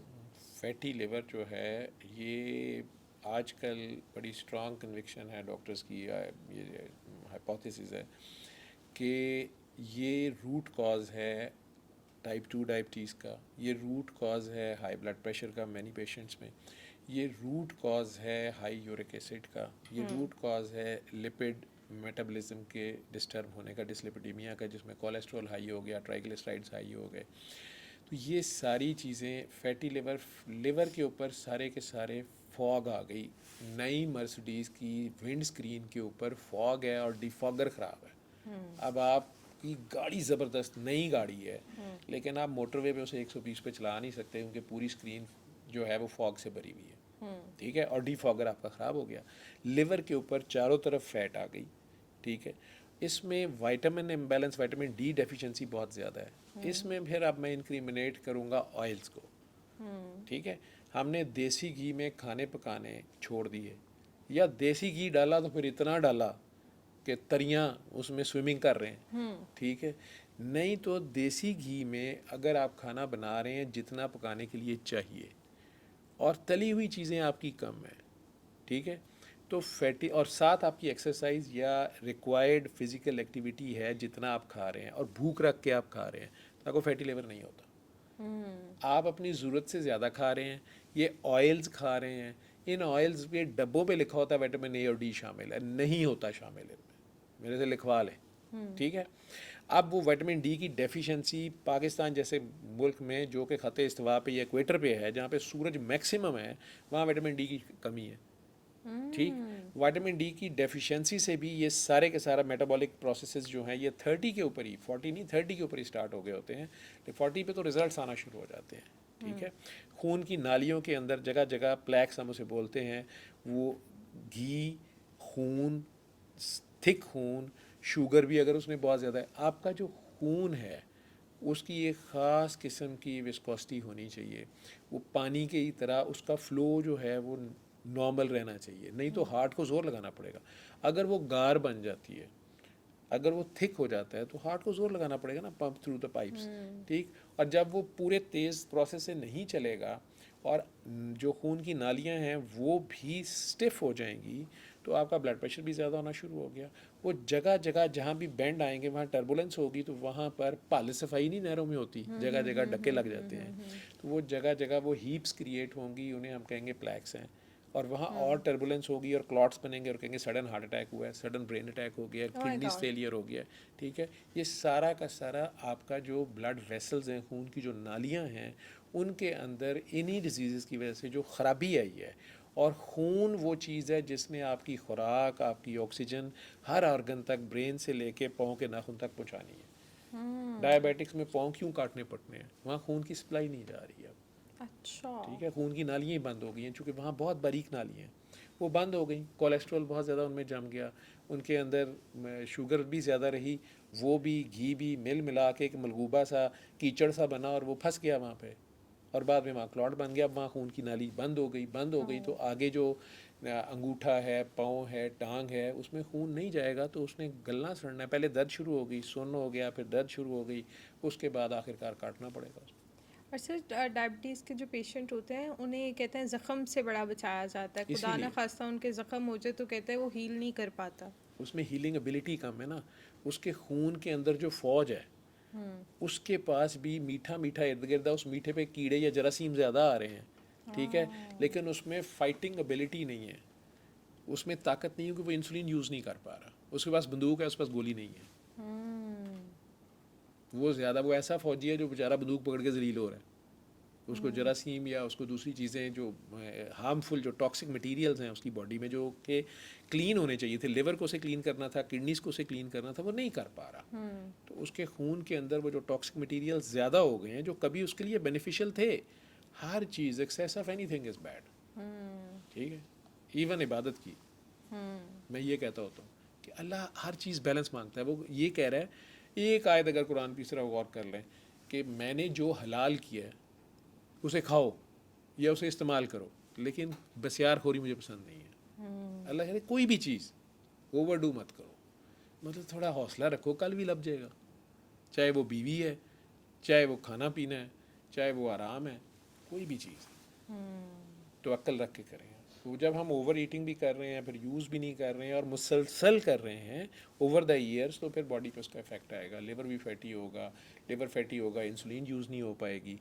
ठीक है, वो नॉर्मल परफॉर्म नहीं कर सकेगा। लिवर एक इंतहाई तो वाइटल सर जिनको ये डायबिटीज़ और ब्लड प्रेशर हो जाता है उनको करना क्या चाहिए, वो किस तरह फिर इन सारी चीज़ों को, क्योंकि एक से दूसरी चीज़ इंटरलिंक्ड होती है, ठीक है, तो वो कैसे इन चीज़ों को कंट्रोल करें मेडिसिन के अलावा? वो ये देख लें, जो क्रिकेट की ज़ुबान जो लोग समझते हैं मैं उसमें समझा देता हूँ। ठीक है, उन्होंने ये देख लें, उन्होंने अपनी ज़िंदगी 2020 की तरह ख़त्म करनी है।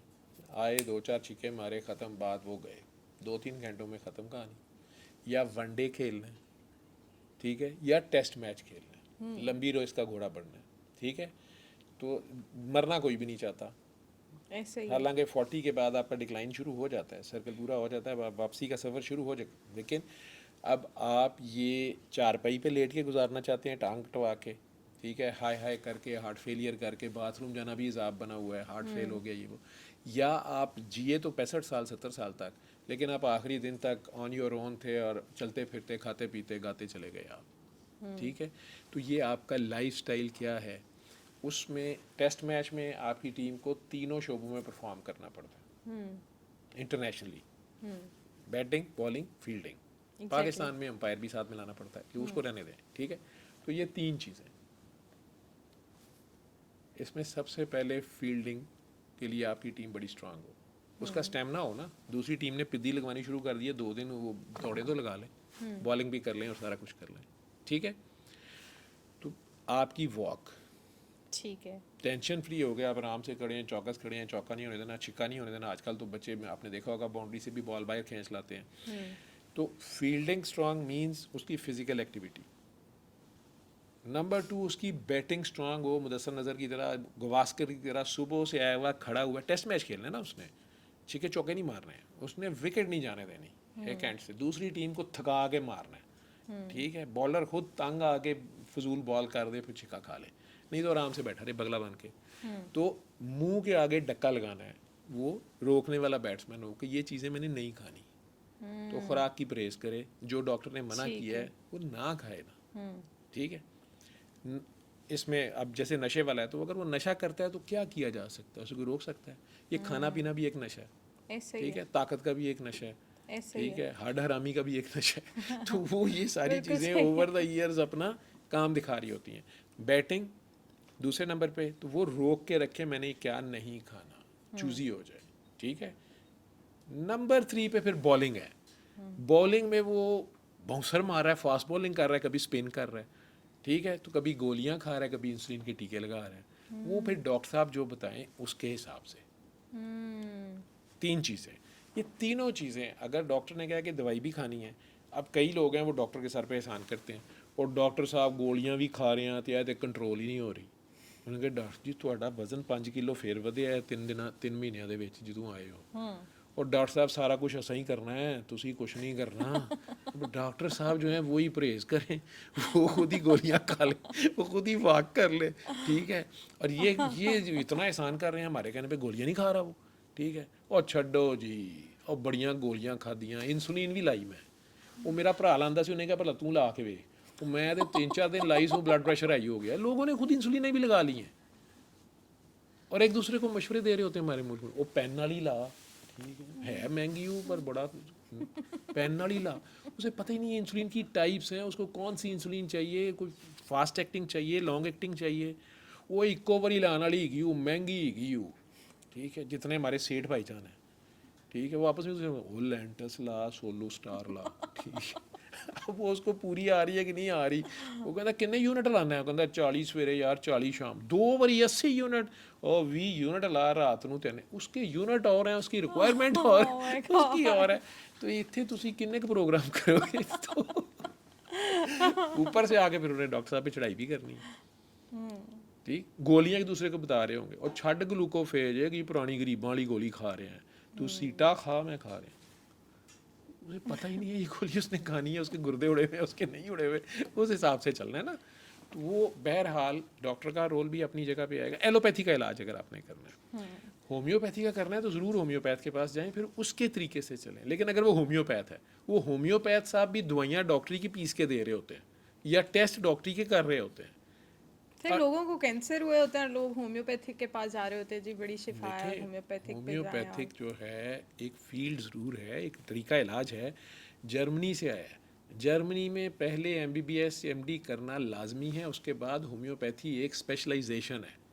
हमारे मुल्कों में एक चीज़ बड़ी मशहूर की गई है कि इसका साइड इफ़ेक्ट नहीं है। ये सांप के जहर से इसकी दवाई बनती है, और ये ज़रा सी गलत यूज़ हो जाए तो इसका साइड इफ़ेक्ट जो है वो हमारी दवाई से रिवर्स भी नहीं होता। ओह माय गॉड, ठीक है, नक्स वोमिका बड़ी मशहूर दवाई थी, इससे जितने लोग मरे हैं डॉक्टर्स को पता है, पूरा हमें पूरा चैप्टर पढ़ना पड़ता है नक्स वोमिका पॉइजनिंग। तो ये एक बहुत बड़ी मशहूरी की हुई है कि इसका साइड इफ़ेक्ट नहीं का। और साइड इफ़ेक्ट तो भाई आम का भी है, ठीक है, आम हलाल चीज़ है, आप ज़्यादा खा लें तो उसका साइड इफ़ेक्ट नहीं आता। आप यहाँ तक अपने आप को खरबूजे से या गर्मे से भर लें, ठीक है, तिक्के कबाब ज़्यादा खा लें, साइड इफ़ेक्ट आता है कि नहीं आता। हर चीज़ का इफ़ेक्ट और साइड इफ़ेक्ट है, ठीक है। लेकिन होम्योपैथी का भी है। तो अगर हमारे मुल्क में जिसकी 10वीं पास नहीं, वो एक इतनी किताब पकड़ता है, कहता है घर बैठे होम्योपैथ बने, वो बैठ जाता है, ठीक है, वो गोलियां मीठियाँ गोलियां देना शुरू कर देता है। मैंने तो अपनी रियल लाइफ में एक एग्जांपल ऐसे देखी थी, वन ऑफ माय आंट वो कैंसर से गुजर रही थी, कैंसर हो गया था उन्हें, तो उनकी फैमिली उन्हें होम्योपैथिक पे ही लेके जाती थी। नहीं, वो एलोपैथी वालों ने हो सकता है जवाब भी दे दिया हो ना। नहीं, वो लेके नहीं जाते थे, उनको वहम था कि हमने होम्योपैथिक से ही ट्रीट हो करवाना। सकता है जी, मैं ये नहीं कहता कि होम्योपैथी से नहीं ठीक हो सकता, लेकिन नहीं हुई ना फिर उनको। तो लेकिन वो उन्हें जब ये कैसे डायग्नोज हुआ कि उन्हें कैंसर है? कैंसर उन्होंने टेस्ट करवाया, क्योंकि वो उन्हें तो काफी एलोपैथी ज्यादा ने किए, टेस्ट तो करवाया और जैसे एलोपैथी की बीमारी डिजीज है पता ना, चली। होम्योपैथी में कैंसर नहीं है। एग्जैक्टली उन्हें जैसे होम्योपैथी में तो डिजीज पता डिजीज चली। है नहीं किया। आपने होम्योपैथी करनी है, आप होम्योपैथी के तरीके से होम्योपैथी करें। आपने हिकमत करनी है, हिकमत एक बहुत बड़ी साइंस है। पर जब तक एलोपैथी नहीं थी, लोग हिकमत ही करते थे ना, बादशाहों के भी हकीम होते थे। तो हकीम अपने तरीके से, नब्ज से, नब्बाज बड़े बड़े अच्छे हकीम होते हैं, वो आप उन्हें कुछ भी ना बताएं, वो आपकी नब्ज पे हाथ रखते हैं, वो आपको कहते हैं तुम्हें ये होता है और आपको होता है। होना चाहिए ना, उसके पास इल्म होना चाहिए, वो उस हिसाब से आपका इलाज करेगा। होम्योपैथी एक साइंस कह लें है, एक इल्म है। और बाहर यूरोप अमेरिका में 6-6 महीने की अपॉइंटमेंट नहीं मिलती, इसमें यूरोप में पर्टिकुलरली, इंग्लैंड में भी। लेकिन उसके लिए उसको पहले वो एलोपैथी भी पढ़ता है, या कम से कम ह्यूमन बॉडी पूरी को पढ़ता है ना, एनाटमी पढ़ता है उसकी फंक्शनिंग फिजियोलॉजी पढ़ता है क्या है, फिर आगे से तरीका इलाज में डिफरेंस है उसका। ठीक है, ये नहीं है कि उसको यही नहीं पता कि औरत की बॉडी में ओवरीज कहाँ पड़ी हुई हैं। वो एक किताब खोल के बैठा है, ठीक है, तो उन्होंने कहना तो PCO है, उसको PCO का पूछ लेंगे ना कि क्या क्या 3 चीज़ें होती हैं, उसको वो नहीं पता होंगी। ठीक, एलोपैथी में वो नहीं, एलोपैथी में कोई और चीज़ है वो। और उसके हिसाब से होम्योपैथी में उसका इलाज भी कुछ और होगा। ठीक, और मैंने पहले बता दिया कि होम्योपैथी की आलमोस्ट सारी दवाई सांप के जहर से बनती है। अब वो जहर जो है वो छोटी छोटी गोलियों पे लगा के, उनका थॉट प्रोसेस ही ये है कि इसको जितनी डाइल्यूशन बढ़ाई जाएंगे, इसकी एफिकेसी बढ़ जाएगी। होम्योपैथी में ये है। और एलोपैथी कह रही है कि हम किसी भी चीज़ को जितना डाइल्यूट करते जाते हैं, उसकी एफिकेसी कम हो जाती है। दोनों थॉट प्रोसेस में डिफरेंस है, वो ज़रा रूहानियत के करीब है। लास्ट क्वेश्चन है, जो मर्दों के बारे में कहा जाता है कि ये 40 में आते हैं तो एक दफ़ा दोबारा से जवान हो जाते हैं, तो क्या इस बात में रियलिटी है कि ये भी 40-50 में बस बुढ़ापे वाली साइड पे ही आ रहे होते हैं? ये पहले बताएं कि ये औरतें कहती हैं कि मर्द कहते हैं? दोनों कहते हैं। दोनों शमा कहते जब हैं। बुझने लगती है ना, तो लौ एक बार भड़कती है। अच्छा, यानी वो बस उनका एक बार लास्टिंग तो टाइम है। फिर दोबारा से वो शो करती है ना 40 नॉटी, ठीक है। और लेकिन जो यूं कह ले, वो शार्प ज़्यादा हो जाता है, चलाक ज़्यादा हो जाता है कि गो हाथ में जुम्बश नहीं, आँखों में तो दम है, अभी रहने दो सागरो मीना मेरे आगे। तो ज़रा ज़्यादा ये ठीक है। यानी इस बात में कोई ऐसी कोई रियलिटी नहीं है, बॉडी वाइज वो भी ढल रहा होता है। बिल्कुल डेफिनेटली डल रहा होता है, अनटिल अनलेस कि वो कोई फिटनेस फ्रीक हो और उसने बड़ी अच्छी हेल्दी लाइफ गुजारी हो, या कुछ रेसेस ऐसी हैं, नेग्रूज जैसे हैं, या जो अफ्रीकन हैं, वो फिजिकली बड़े स्ट्रांग हैं और फिट भी होते हैं, तो उनमें एजिंग शायद ज़रा लेट होती है। वो रेसेस में डिफरेंट है।